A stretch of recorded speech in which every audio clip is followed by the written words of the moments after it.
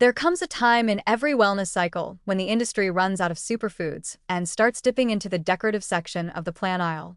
Enter chlorophyll, the green pigment that helps plants photosynthesize, now reborn as a liquid supplement people are voluntarily guzzling by the bottle in the hopes of glowing skin, better digestion, neutral body odor, spiritual alignment, and possibly spontaneous enlightenment. Spoiler: none of this is backed by science, but it's backed really hard by TikTok influencers with ring lights and affiliate codes.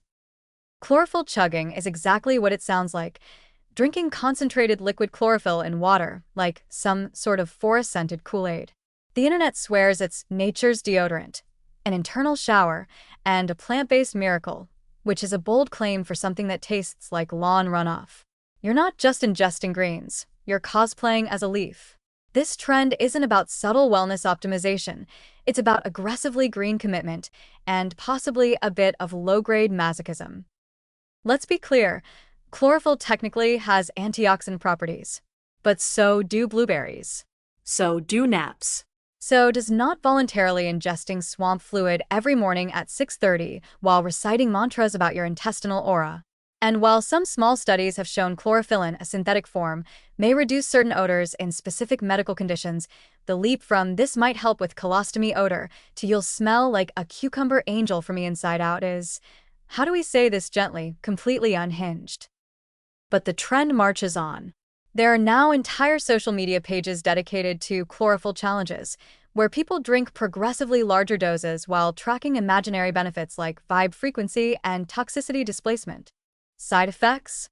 Oh, plenty. Nausea, stomach cramps, photosensitivity, and disturbingly green poop that has sent more than one panicked TikTok user to WebMD in a late-night spiral of self-diagnosis. One woman claimed it turned her tongue black, which is ironically the most honest her body has ever been about this decision. Of course, influencers don't talk about the downsides. They just smile, sip their forest potion, and purr about how they feel more alive, while visibly sweating through a sponsored sports bra.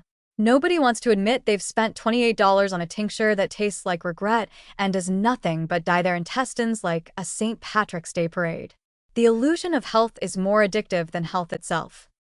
Let's talk about the real risks, like the psychological toll of telling your coworkers you're chlorophyll fasting instead of going out for lunch like a human being. Or the moment your roommate finds the green bottle in your fridge and starts quietly looking up therapists in your area.